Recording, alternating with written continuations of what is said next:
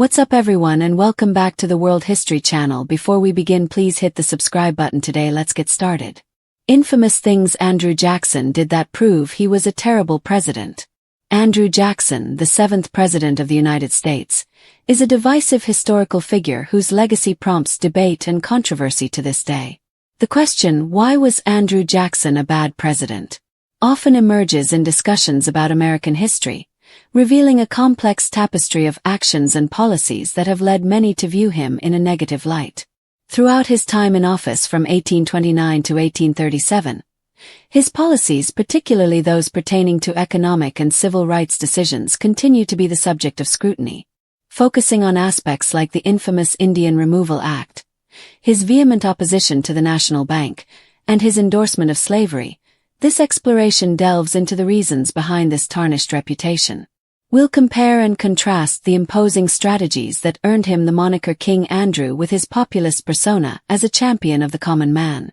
We aim to comprehend how Jackson's actions in office have contributed to a historical verdict that, for many, casts him as a figure synonymous with oppression and injustice as we navigate the complexities of his presidency. He signed the order for the Trail of Tears. Only a year into his presidency, Andrew Jackson signed the Indian Removal Act, leading to one of the darkest moments in American history. In 1830, Jackson signed the Indian Removal Act, which sought to expel Native Americans from the American South. It gave the government the right to exchange Native American land for a new Indian colonization zone out west that would remain separate from the United States. That zone is present-day Oklahoma. The Indian Removal Act did not allow Jackson's government and armies to force the Native Americans off their ancestral lands, but that is what happened. In 1831, with the U.S. Army threatening an invasion, the Choctaw tribe was the first to be forced to walk the Trail of Tears. Without food or supplies, this march toward the new Indian territory would cost up to 4,000 lives. One historian wrote some Choctaw people were even bound in chains and marched double file. He oversaw bloody military operations against Native Americans. After a hard-fought military campaign during the Creek War, Jackson oversaw the Creek tribe's terms of surrender. The terms were harsh. The Creek people had to surrender about 23 million acres of their land, which was large enough to encompass more than half of present-day Alabama and part of southern Georgia, to the federal government. During the Seminole War, Jackson ordered his men to destroy crops, take women and children hostage, and deploy savage dogs. After the war, he proudly wrote to his wife, "I think I may say that the Indian War is at an end for the present. The enemy is scattered over the whole face of the earth, and at least one half must starve and die with disease." He earned his fortune enslaving others. The Hermitage, Jackson's Tennessee estate-based museum, states on its official website, "In all reality, slavery was the source of Andrew Jackson's wealth. By the time of his death, Jackson owned 161 slaves. Additionally, Jackson enslaved others despite the fact that all previous presidents owned slaves. Engaging in the domestic slave trade, which in his case extended throughout the 1790s and beyond, from Virginia to Tennessee to New Orleans. In addition, Jackson offered a reward of $50 and an additional $10 for every 100 lashes a person would give, up to a total of 300 when one of his slaves escaped from his property. In a duel, he killed a man. Andrew Jackson killed a man during a duel. In 1806, Charles Dickinson criticized Jackson for being a coward and an equivocator in an argument about horse racing. After that, Jackson made a duel challenge to Dickinson. Dickinson shot first and hit Jackson in the chest, shattering his ribs. But Jackson wasn't done. Old Hickory took his time so much that others questioned his honor. After the fact, steadied himself and fired a fatal shot. Over the course of his life, Jackson participated in more than 100 duels, including one in which he attempted to hit a man with a horsewhip and ruptured an artery. This man would become a good friend to Jackson later and one of his top allies in the Senate. He eliminated fugitive slaves.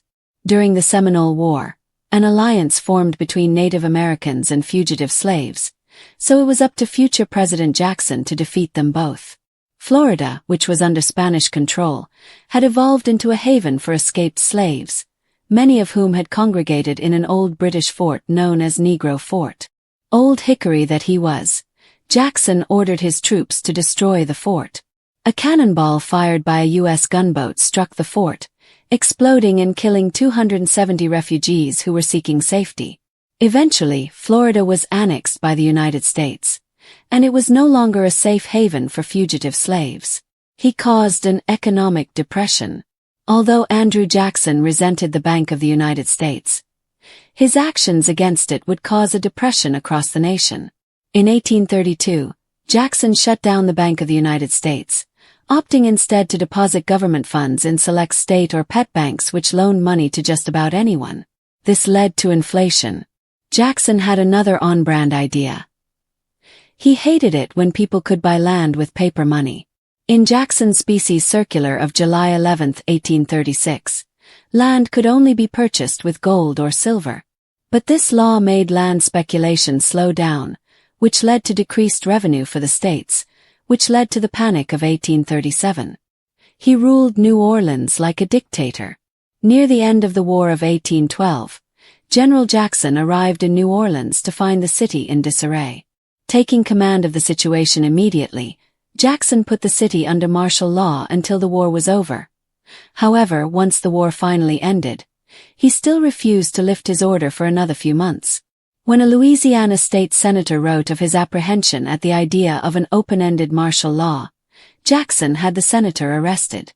Then, a United States Jackson not only refused the district court judge's request that the senator be charged or freed, but he also placed the judge in jail before removing him from the city. He fired hundreds of government employees in favor of his friends. During his campaign, Jackson promised political positions to his key supporters.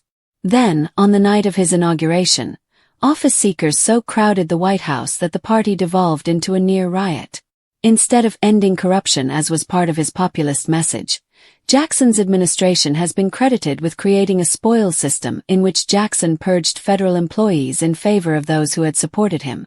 At the start of his presidency, Jackson removed 919 government officials, a full 10% of all government employees, and within the first year, the new administration dismissed 423 postmasters, many with long and credible records of service.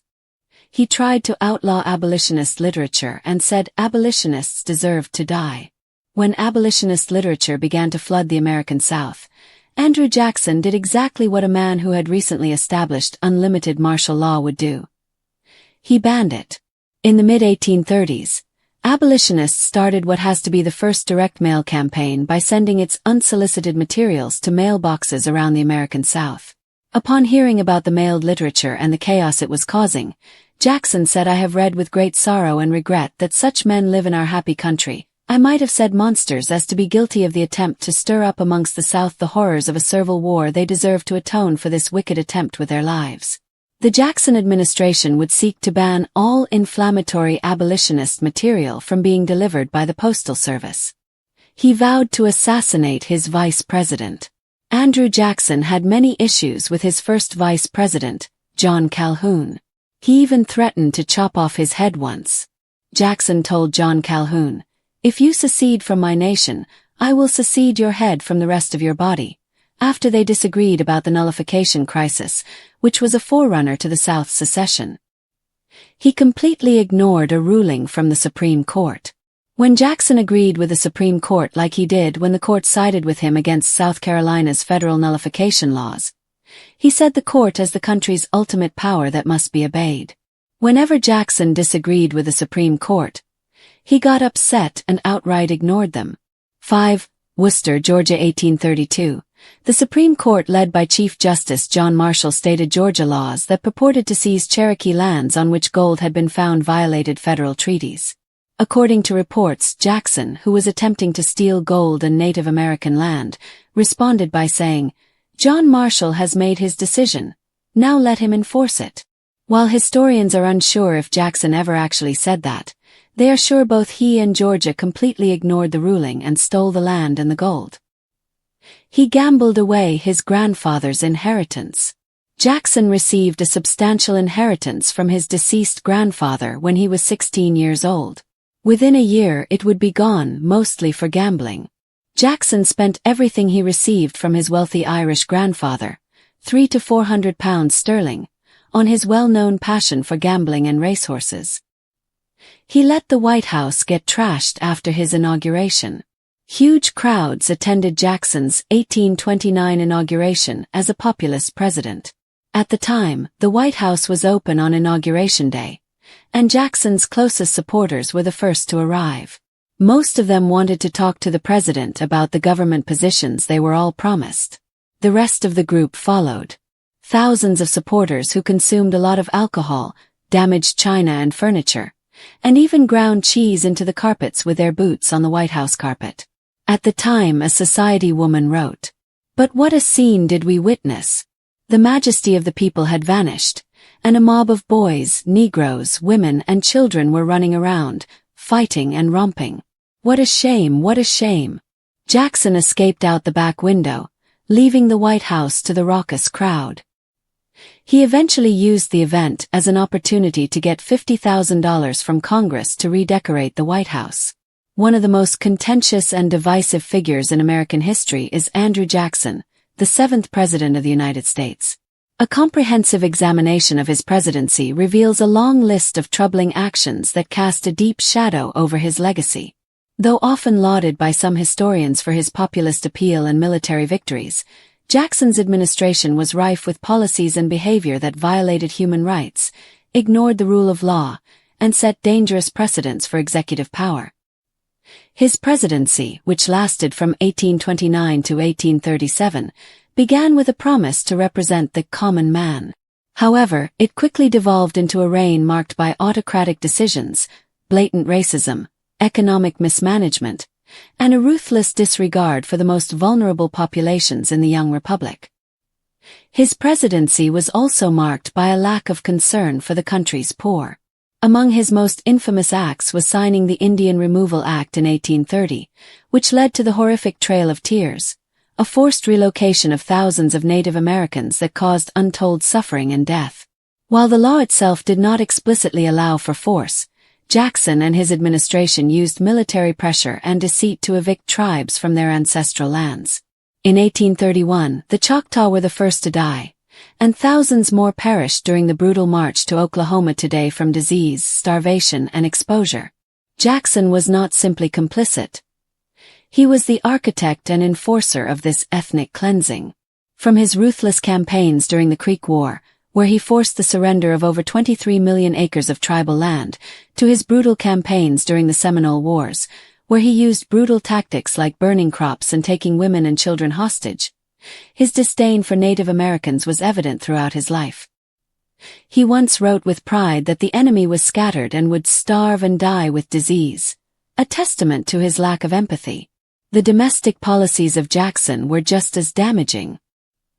He was a wealthy slave owner who directly profited from the dehumanizing institution of slavery, owning over 160 slaves by the time of his death. He encouraged even physical punishment and participated in the domestic slave trade, offering bounties to escaped slaves. In one particularly gruesome case, he offered extra payment for anyone who whipped a runaway slave up to 300 lashes. During the Seminole Wars, he ordered the destruction of the Negro fort in Florida, killing 270 fugitive slaves and Native Americans who had found refuge there. Jackson's economic policies also contributed to national instability. His long-standing vendetta against the Bank of the United States culminated in the removal of federal funds and their redistribution to pet banks, which caused rampant inflation and speculative land buying. The Panic of 1837, a devastating economic downturn that began as soon as he left office, was directly influenced by his issuance of the Specie Circular, which mandated that land purchases be made with gold or silver. Despite lacking formal economic training, Jackson pursued these reckless policies, which crippled the economy and harmed countless citizens. Jackson also repeatedly demonstrated a disdain for legal checks on his power. Perhaps the most famous example was his response to the Supreme Court's decision in Worcester v. Georgia, which declared in 1832 that Georgia did not have the authority to impose its laws on Cherokee land. According to reports, Jackson mocked the decision by stating, "John Marshall has made his decision, now let him enforce it." While it remains unclear if he actually said this, what is indisputable is that he ignored the ruling and allowed Georgia to proceed with the illegal seizure of native lands. During the War of 1812, Jackson also imposed martial law in New Orleans and refused to lift it even after the fighting had stopped. He imprisoned a state senator who objected, a federal judge who demanded the senator's release, and then he expelled the senator completely from the city. During his presidency, he further demonstrated his authoritarian tendencies when he implemented the spoils system, firing nearly 10% of federal employees to make room for political allies. Corruption and inefficiency resulted from this flagrant politicization of government service. During his inauguration, the White House descended into chaos as mobs of supporters overran the building, broke furniture, and ground cheese into the carpets, prompting Jackson to escape out the back. He used the destruction as an excuse to ask Congress for $50,000 to redecorate. Jackson's behavior was not only harmful politically, but also frequently violently personal. He killed Charles Dickinson in a duel over a horse racing dispute after allowing himself to be shot first, then calmly killing his opponent. He fought over 100 duels in his life and once threatened to secede his vice president's head from his body during a disagreement over the nullification crisis. Additionally, he declared that abolitionist authors deserved death for daring to stoke anti-slavery sentiment in the South and sought to criminalize abolitionist literature. When the abolitionist movement began distributing pamphlets to Southern mailboxes, Jackson tried to use federal power to censor the mail, a blatant attack on free speech and the First Amendment. Additionally, his early life provides troubling insights. At 16, Jackson squandered his inheritance on gambling and racehorses. His recklessness would influence his subsequent financial decisions. Even his legacy is up for debate. Despite the fact that his image is still depicted on the $20 bill, numerous calls have been made to have him removed from office due to his appalling treatment of Native Americans, his support for slavery, and his authoritarian rule. Despite being hailed by some as a war hero and a man of the people, the weight of historical evidence suggests that Jackson used his position not to uplift the Republic but to impose his will through violence, fear, and cronyism. He represented not only some of the worst aspects of American democracy, but also some of its darkest possibilities, where personal ambition takes precedence over human rights and populism acts as a cover for tyranny. In the final analysis, Andrew Jackson's presidency was marked not by greatness but by a litany of abuses, injustices, and moral failures that have rightly earned him a place among the most infamous leaders in American history. The infamous actions of Andrew Jackson that prove he was a terrible president. Andrew Jackson, the 7th President of the United States, remains one of the most controversial figures in American history. While some praise him as a populist leader who championed the common man, his presidency was marred by policies and actions that reveal a deeply troubling legacy. From his brutal treatment of Native Americans to his aggressive expansion of slavery, Jackson's administration was defined by cruelty, authoritarianism, and economic mismanagement. An in-depth look at the most well-known things that made him one of the worst presidents in American history is provided below. 1. The Trail of Tears. A genocidal forced removal of Native Americans. One of the most horrific atrocities committed under Andrew Jackson's presidency was the forced removal of Native Americans from their ancestral lands, culminating in the deadly Trail of Tears.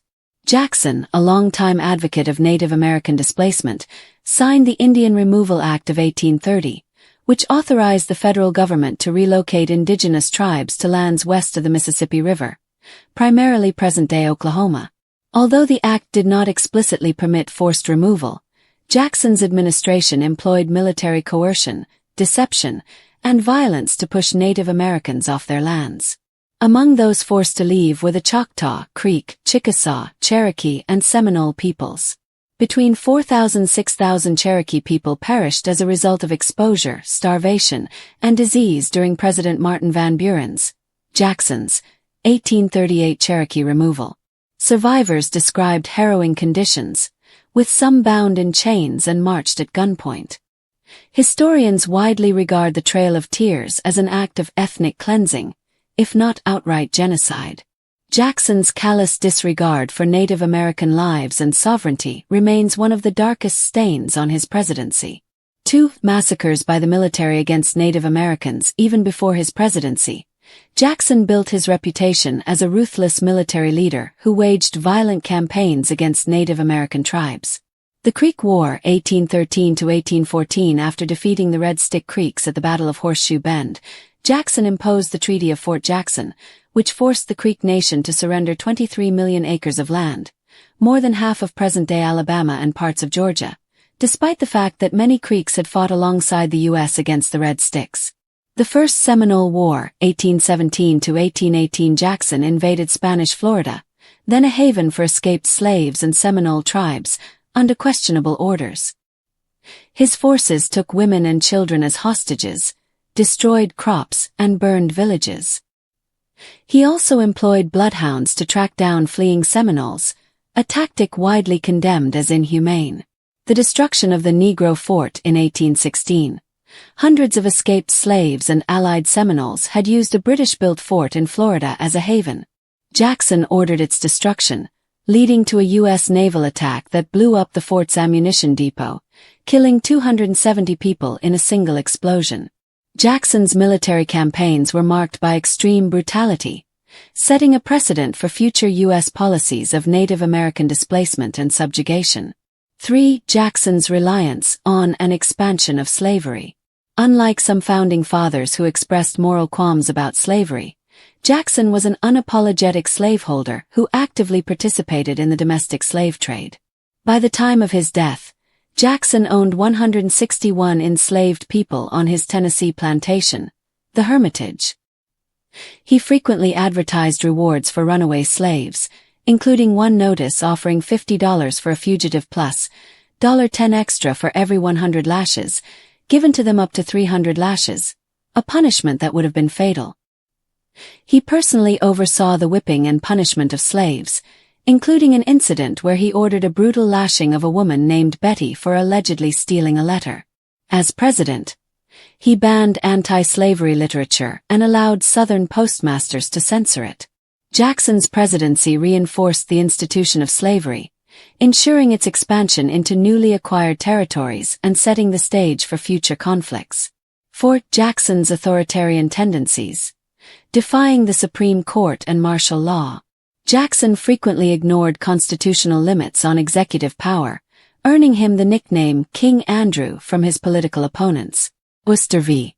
Georgia, 1832. When the Supreme Court ruled that Georgia had no authority over Cherokee lands, Jackson allegedly responded, "John Marshall has made his decision, now let him enforce it." He proceeded to ignore the ruling, allowing Georgia to seize Cherokee territory. Martial law in New Orleans, 1815. After the War of 1812, Jackson refused to lift martial law even after the British threat had passed. When a Louisiana judge ordered the release of a detained state senator, Jackson had the judge arrested and exiled.